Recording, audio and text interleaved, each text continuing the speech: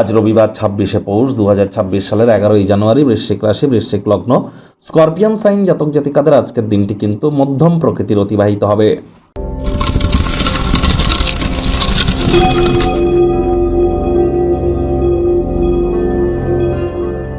ভিডিওটির শুরুতেই স্ক্রিনে আপনারা দেখতে পাচ্ছেন সূর্যদেবের প্রণাম মন্ত্র। ওম জবা কুসুম শঙ্কাশং কাশ্যপ্যং মহাদুতিম ধন্তারিং সর্বপাপঘ্নং প্রণতস্মি দিবাকরম। সকাল সকাল ঘুম থেকে উঠে 7বার এই মন্ত্রটি জপ করে দিন শুরু করুন। যদি না পারেন তাহলে 7বার বলুন ওম ঘৃণী সূর্যায় নমঃ অথবা ওম রাং রিং রং সূর্যায় নমঃ। এটি জপ করে দিন শুরু করুন 7বার, অত্যন্ত উপকৃত হবেন। আজ ভুলেও ব্ল্যাক কালারের বা কালো রঙের বস্ত্র যেন পরিধান করবেন না। শুধু আজকের দিনটি রবিবার সূর্য নাম জপ ধ্যান আরাধনা করবেন তাই কিন্তু নয়। এই যে 2026 যে সাল, এই যে নতুন বছর যেটি, এটিও কিন্তু সূর্যের বছর। এবছর রাজা কিন্তু সূর্য, মঙ্গল কিন্তু মন্ত্রী।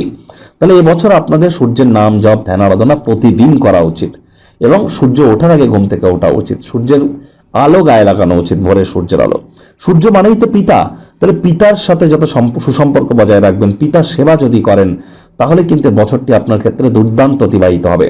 ঊর্ধ্বস্থান কর্তৃপক্ষে যারা আসীন আছেন তাদের বিরুদ্ধে কোনো প্রকার নিন্দা যেন করবেন না, তাহলে সূর্যের দুর্বলতা কিন্তু বৃদ্ধি পায়।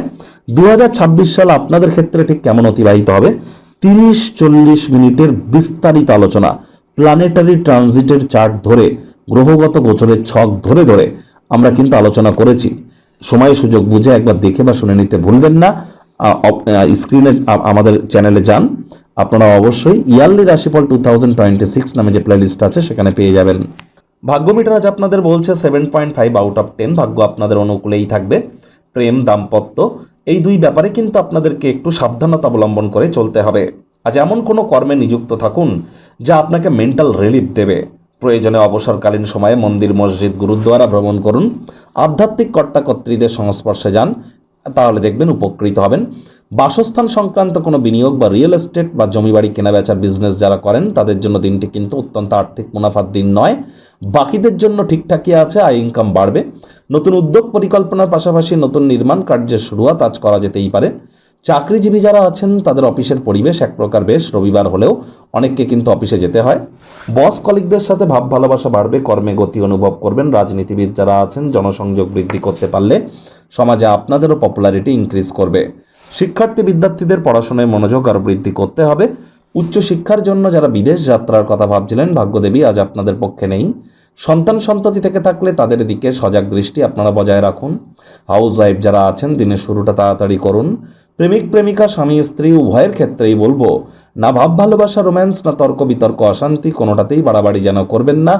অন্যান্য দিনের ন্যায় আজকের দিনটিকে সাধারণ হিসেবে ট্রিট করবার আপ্রাণ প্রচেষ্টা আপনাদেরকে করতে হবে। শত্রুপক্ষ, বিরোধী পক্ষ আজ খুব একটি শক্তিশালী থাকছে না। পরিবার, পরিজন, নিকটে স্থানীয় ব্যক্তিবর্গ, বন্ধু স্বজন সকলের সাথেই ভাব ভালোবাসা বাড়বে। পরিবারের প্রতি সকল প্রকার দায়িত্ব সঠিক সময়ের মধ্যে সুনিপুণভাবে পালন করতে আপনারা কিন্তু সক্ষম হতে চলেছেন। যদি আপনি কোনো তর্ক বিতর্কে জড়িয়ে পড়েন, রুক্ষ বিবৃতি দেওয়া থেকে বিরত থাকুন। শব্দ চয়নের দিকে নজর দিন।